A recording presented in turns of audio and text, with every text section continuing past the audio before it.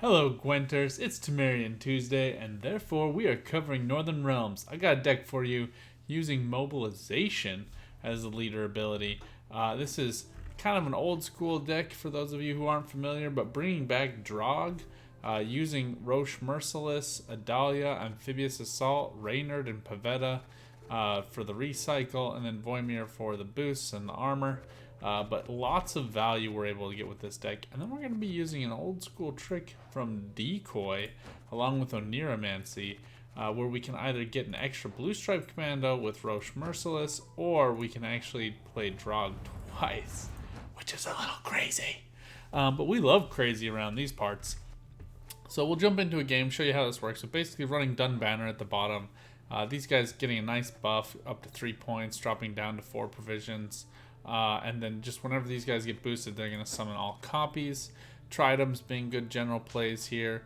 Blu-Strype Scouts giving us copies of units, able to call them out using Roche, using these Blu-Strype Commandos. And then Blu-Strype Commandos obviously making up the core of those units that are being called out. Now, the other thing I was going to point out for you guys here, we are running a single Peller. This is not a devotion deck. Doesn't need to be. Nobody in here is really requiring devotion, so we're just going to avoid that. And then finally, Siege Support. You guys know I love this card as it gives Zeal. Running a couple of those. They also give boosts to range row, so we can get out more of these Dun Banners if we want, etc., etc. So let's jump into a game. This deck is very wide. It likes long rounds, but it has really great tempo. Not a ton of really good removal in short plays, right? It's not running Boiling Oil. It's not running Bloody Flail for as worthless as that card is. There are a lot of soldiers in this deck, so that could work. And it also isn't super reliant on the leader ability. It is a nice boost, but not totally necessary. So here it doesn't really bother us to queue into a lockdown deck per se. Like granted, the other pieces of lockdown can become really annoying. So we do have one of our Blu-Strype Commandos. We'd have Amphibious Assault. Unless I have Oniromancy, I do like to hold on to one of these just in case. And I really like to keep a Siege Support. I think here probably the card we need least is Pavetta, as we have Amphibious Assault and we're not going to be using her this round. Liking to see on a stringer a little bit more. I would like to see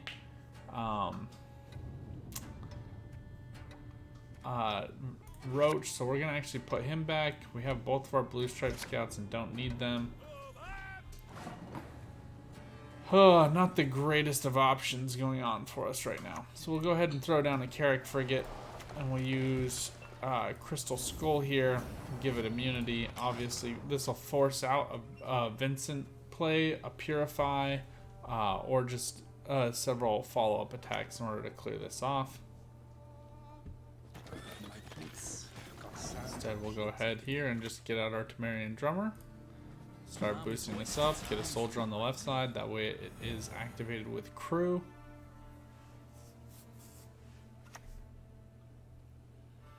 I think we'll see this come down on this drummer. Drummer does represent decent points there.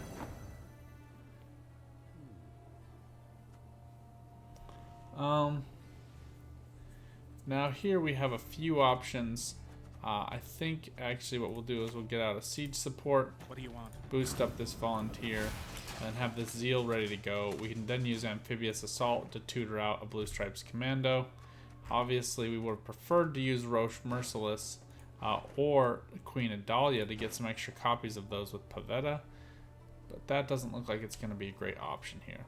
Alternatively, what we could do too is use Amphibious Assault into another Carrack Frigate, get both of those going, and then throw down a Voimir to boost up all of these. But because we have Drog to hand, I think we'll be looking forward to using that later on. This is like a decent heads up play, but not great value for our opponent.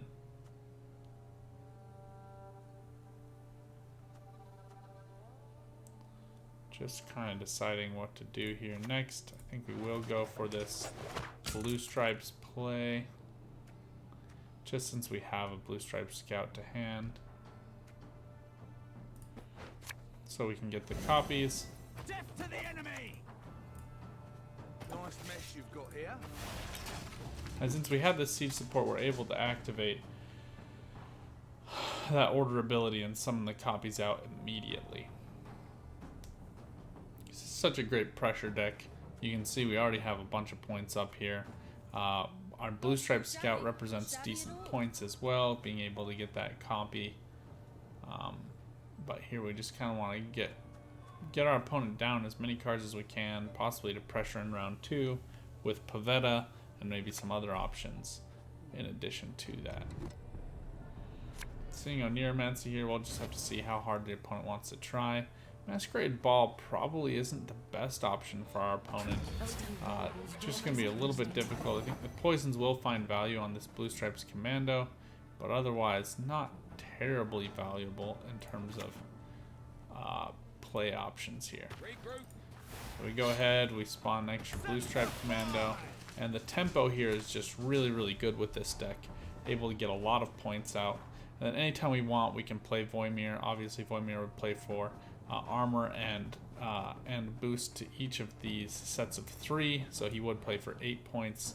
And he comes in at just 7 provisions, so really good option that we can use anytime we need. I think we'll see this lock come down on this Blu-Stripe Commando. Our opponent just trying to shut us out. And here our opponent will get another boost, so this will go to 25. They'll get another 4-point Fang, probably with let's think like a worst case scenario is Vincent. So Vincent would erase 9 points from us down to 30. 8 points with this Blu-Stripe Commando. Here I'm just not feeling superbly wedded to sticking into this round. If I was, I think I'd probably go for a Stringer play on Dunbanner or try to infantry, but things are just a little bit slow here. So I think we're just going to take this pass up 15 points and force our opponent to make plays that are a little bit expensive for round 1. Seeing Oneiromancy already. If they are going for a double ball play, this does restrict them if they don't have a Seer to hand, because they'll need to use Oneiromancy to use a Seer to get the deck back in next turn, and then hope that it doesn't ruin things for them going forward. They would have to just pray that they get that ball back into their hand. Thirsty Dame here being just enough points with this Fangs of the Empire racing an 8-point unit on our side. And they will take this round. Using a decent bronze core to get out of it. I mean, we did have to use our amphibious assault, but otherwise we have some pretty good options in the bank.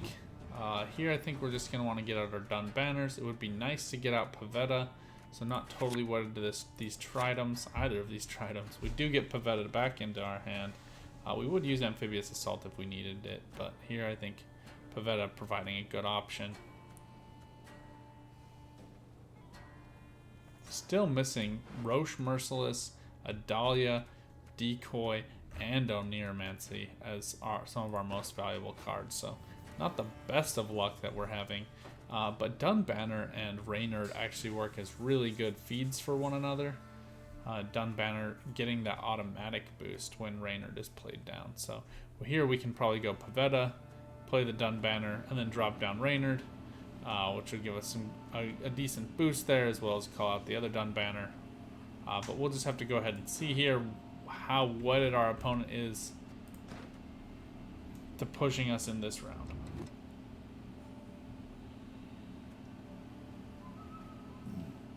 And then, for those of you wondering, mobilization works really well. In the first round, we probably would have used it to spawn an extra Blu-Stripe Scout, actually, which would play down at 7 points.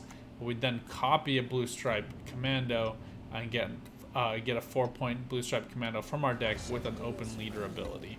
That would have given us a really good heads-up play. Obviously, if you're counting there, that's 11 points with the leader ability, and we get extra copies of these Blu-Stripe Commandos. Here we're able to cycle those back into our deck so we can grab them later. Obviously, the best play here being with Roche Merciless, spawning an additional copy, and then being able to play them. Had we used leader ability, we'd actually get a 4th one of them, so we'd be playing out 5 of these Blu-Strype commandos, plus an optional one in addition, and Roche Merciless, all the same row, feeding a really, really powerful Drog with just a bunch of points there. Our opponent here playing out Defender, a bit of an interesting choice. We'll see what they're wanting to play to ranged row.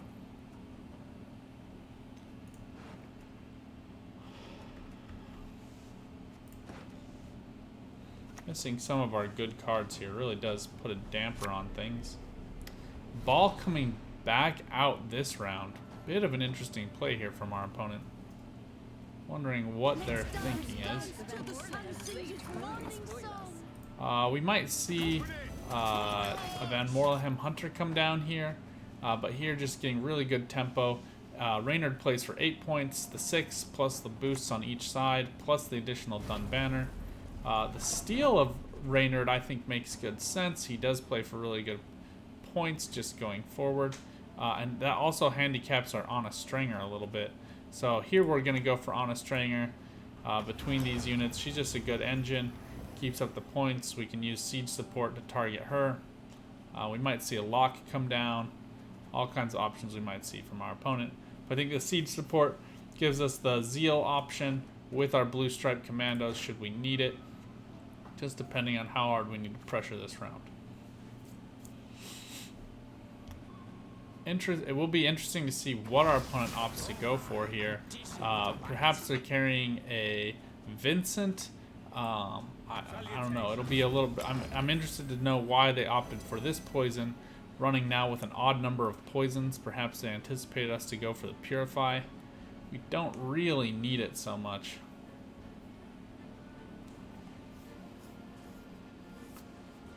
But this ball play, I am anticipating at least one Aristocrat. Maybe they just have one Aristocrat to hand.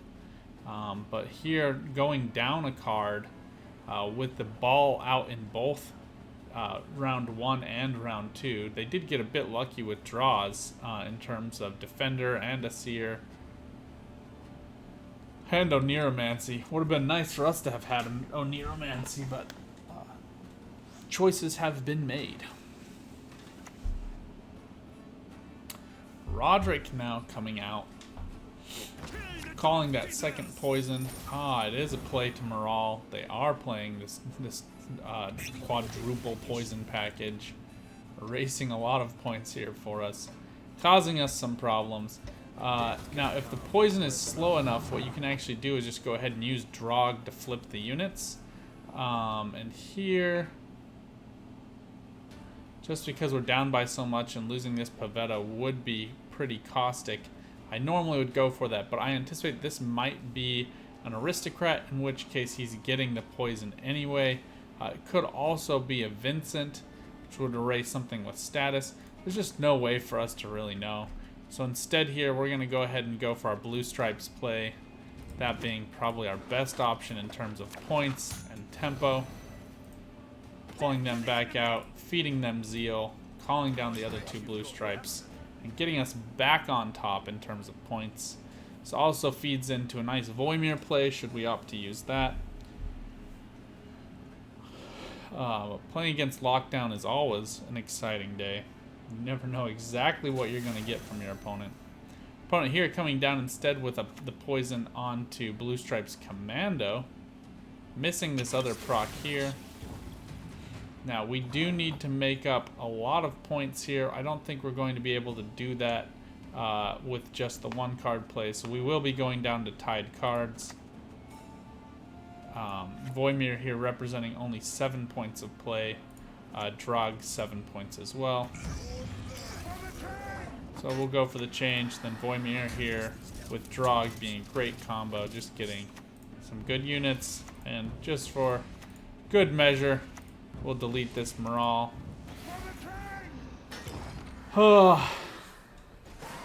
Unfortunately missing out on some decent cards here. One thing to note about Drog, just as you're thinking of play across multiple rounds, these are transforms. So if you are wanting to recycle those Blu-Stripe commandos, you cannot just throw them away so lightly. Here, Blu-Stripe Scout is a soldier, but Oneiromancy, drummers, all of those are better options than than drummer. Here we'll be going for Queen Adalia with Carrack Frigate. I think that represents the best play we can make. Reynard in our opponent's hand, just as a good play as well. But here we can go Frigate.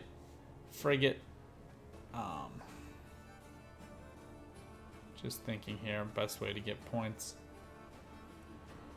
I'll probably play this Frigate representing 6, Trident representing a 6-point play as well, so it doesn't really matter what order we play these in.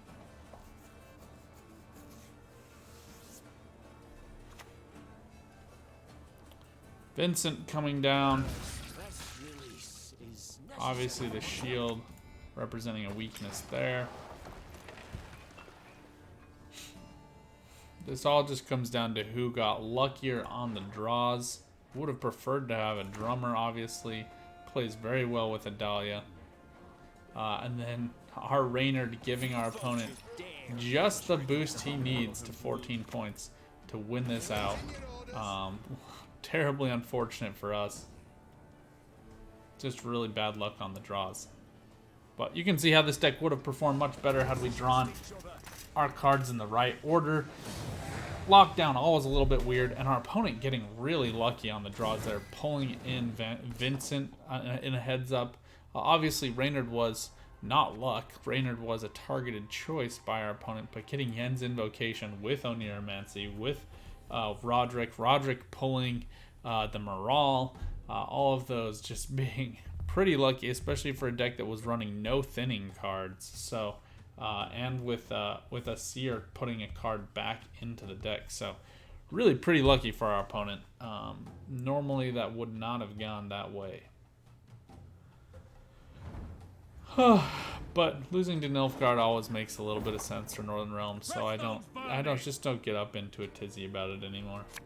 But if our blue stripes are losing to Nilfgaardian soldiers, there's no justice anymore. So here, as you saw, Queen Adalia being a great play for Carrack Frigate, but also really great on Blue Stripe Scouts. So spawn and play a base copy, obviously being really great here. We are going to cycle back this Trident just as we try to find as many of these helpful cards as we can. Pavetta not being necessary as we do have Amphibious Assault. And here is Roach. We've been waiting for what feels like eternities for him to show up and do his job. And he is back. We can actually use Decoy on him to use him in a later turn. Really good value. Only unfortunate thing here too being we have a Blue Stripes Commando that is just going to be sitting out a little bit vulnerable. But we'll be using Adalia on a Blue Stripes Scout, and you're going to see this turn how we can just get some crazy good value. Blue Stripes Commando coming down here. We're going to be recycling him anyway, so if we can get him down, get him Veil, we can use him to call in his buddies, and they will be to the same row, but we'll probably just let him sit here, drop down Carrack Frigate, and be a little bit patient as we move out siege support and try to carry this round for a little while, drawing out plays from our opponent, getting lots of getting 3 different Blue Stripe Scouts out with these renewed procs, and then we can actually get a 4th one using mobilization, just depending on what type of cadence and tempo our opponent is going for. Now here we're going to go for our Carrack Frigate, as we mentioned before. We're going to be a little bit patient with this Blue Stripe Commando. We don't quite need him to go yet. We'd prefer to get these guys up onto melee, onto ranged row with Vernon Roach's spawned unit. And we'll be explaining that in just a moment. But the reason for that is just because this Carrack Frigate, we want to get the maximum value of procs as possible. Merciless here being actually a pretty good option on this Ardfane Tortoise, just to remove that armor and boost up this Blue Stripe Commando even further. I mean, we'll set it within range of Geralt, but I'm not seeing many Geralt decks be run. Many Geralts running in on ladder this high up in a Nilfgaard deck. So here we'll go ahead and proc this. We'll go ahead and use our Vernon Roach Merciless. saving our siege support. If Roach Merciless gets knocked off, it will be deeply unsettling. We will be very sad, but it's certainly not the end of the world, knowing that we still have our leader ability in tow here. Mobilization, the one thing I wish they'd do a little bit different. I actually prefer this if it was spawn a base copy of a Bronze Allied Soldier on its row, boosted by 1, and give it Zeal. I actually think that would be a little bit better. As it's currently written, I find the best play to be Blu-Strype Scout. We just need to make sure we leave enough room for it here on this row.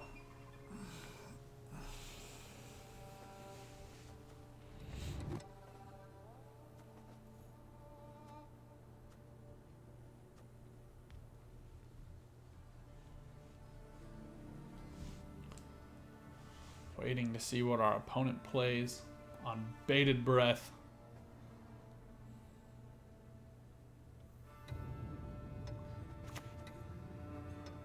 Oh, the Nilfgaard Allgod deck. I've wanted to see this in real life, but I have not, so I'm kind of glad we get to see it. Alright, we're going to go for Roach Merciless. We'll play this Blu-Strype Scout. In fact, let's get the Adalia version of it out right now. Well, we don't need that quite yet. We'll go ahead and use this Blu-Strype Scout. We get an extra copy. Still biding our time. We now have the copy of the Blu-Strype Commando. We can call these all out to ranged row if he survives. Our opponent going for the pass here.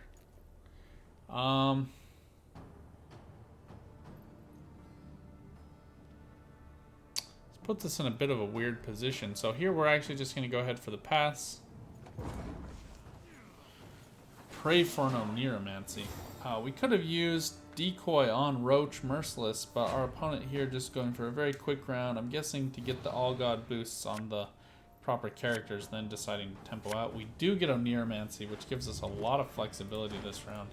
And then here, the cards we will be looking to get out eventually will be Pavetta, but both of our Blu-Strype Commandos in the deck, which is actually what we want. Dun Banner as well.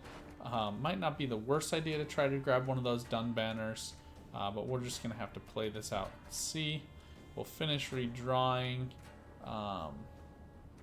and with the Temerian Drummer being a good option here too. But here the play we really want to make is go ahead, use Amphibious Assault, pull out one of these Blu-Strype Commandos.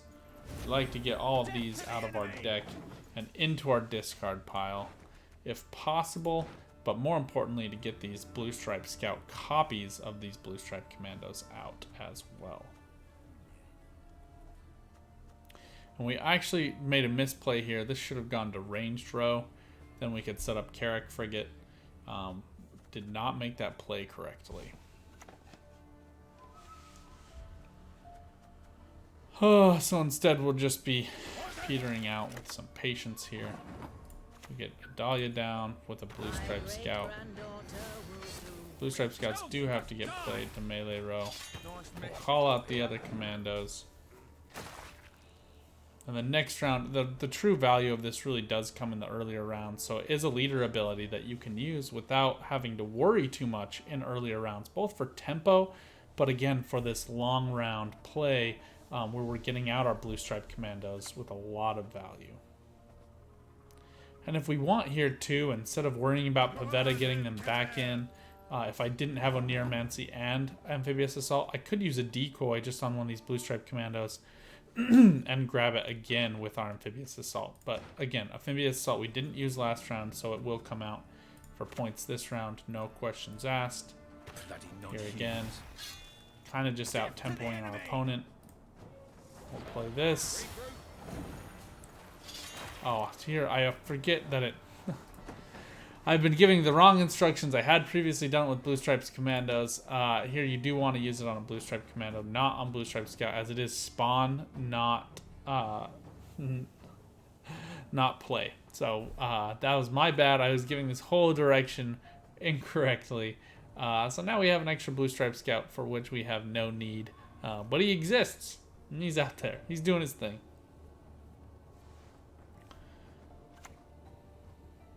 Stefan Skellen coming down. Our opponent opting to boost him up. We're going to be taking a pass here.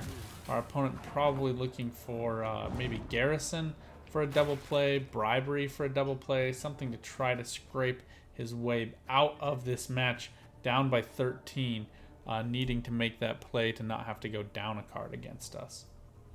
And here you can see, had we played this Blu-Strype Commando, we would have had one extra copy. Right now, sitting at a pretty sum of 6 total, and giving us some really good options there. Had we used Decoy on Vernon Roach, we could have gotten even another one. Just tons and tons of points from these Blu-Strype Commandos who just keep spawning themselves.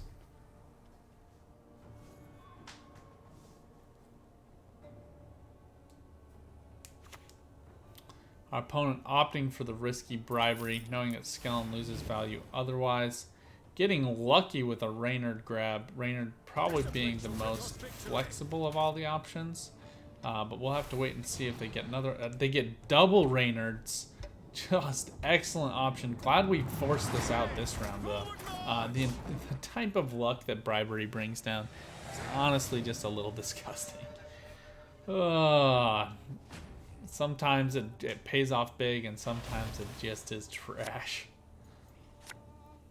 Alright, we do get Voimir, we do get Reynard, still missing Drog.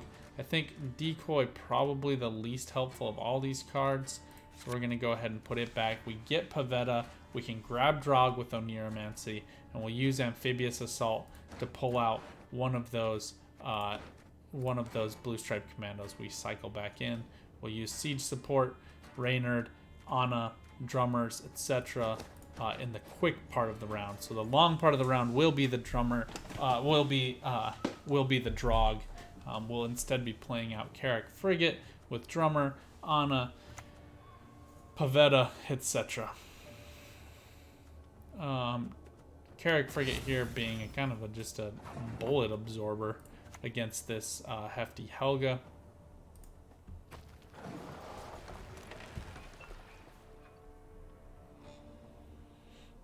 Tactics cards here coming in clutch for our opponent. Depending on what they have right now, they'll be able to really keep some pressure on us and prevent us from making plays. Assassination here would be quite valuable. But going for the slow play here in Letho Kingslayer, a really good and interesting option for tactics with Hefty Helga.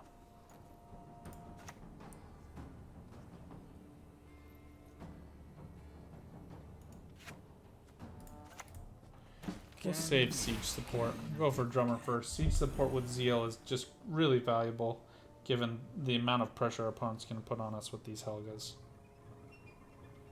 It would have been better to go for a bit longer of a bleed in round 2. Our opponent instead opting to just cut out round 1 and not worry about it.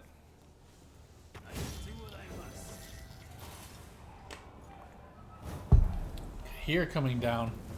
Wondering why our opponent is playing Kahir and then eliminating our Drummer. Doesn't really make a ton of sense to me, but to each their own. Let's go ahead and get out Reynard here. We must trust each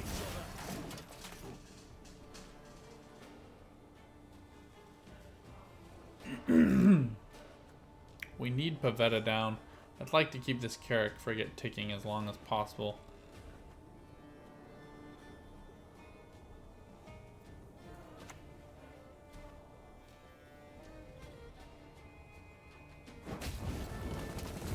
Carrick Frigate disappearing. That's fine. Not the worst thing in the world by any means. We'll go ahead and get down on a Stringer, actually, just to keep Reynard boosted. Force out some more removal, just so we don't have to worry about Siege Support getting automatically removed by our opponent. And then Voimir will likely be our final play here.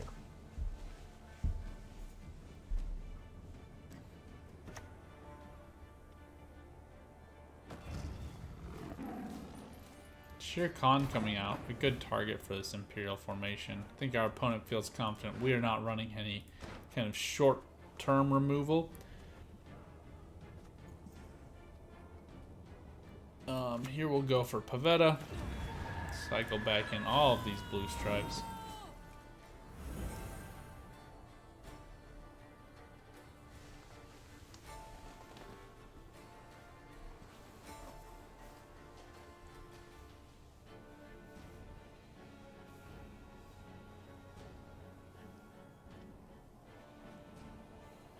Also boosting as many units as possible just to kind of strike some fear into our opponent's heart. Uh-oh. Trouble approach. 2-point damage against Anna is going to remove her vitality boost anyway. And here we get siege support down next to Anna Stringer. Obviously, if our opponent's running assassination, he'd be out. But if our opponent's just running some other tactic, Helga's won't be able to just remove him automatically. So that's why we're playing it a little bit slower right now.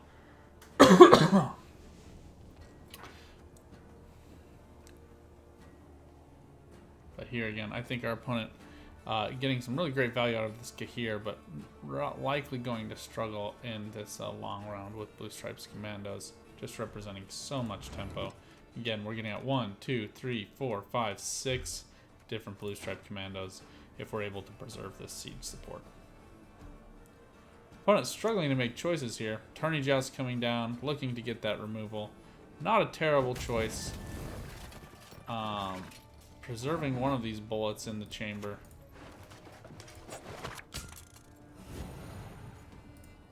Nice mess you've got here. Drog's still playing for reasonable value to range throw. But this is for sure our preferred option. I think we've seen 2 Tourney Jousts. So assassination would wreck our day. As would a lock. This being one of the more general removal decks, I think. Life is mine now. Semper Fi!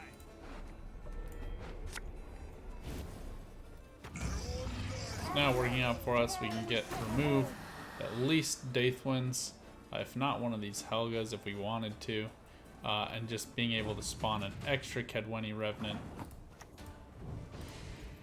So here you go ahead, get this removal.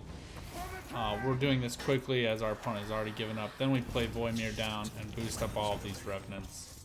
Obviously here boosting the Kahir, but it just gets you that extra proc. That's why you want to play that removal first. So here you're seeing really effective play against one of these newer Nilfgaard decks. I think Freddy Babes is the one who launched this one with All God. Kind of going for a short 1 and out. But I really like this deck. Like you saw, in crappy draws against Lockdown, you're going to lose. But so long as you get what you're looking for, Blu-Stripe Lyfe is a really fun deck to play. Lots of cool stuff you can do with it. But let me know what your thoughts are. If you have further tweaks or suggestions, I'd love to hear those. But until next time, good luck on the path. Get out there and keep on Gwenting.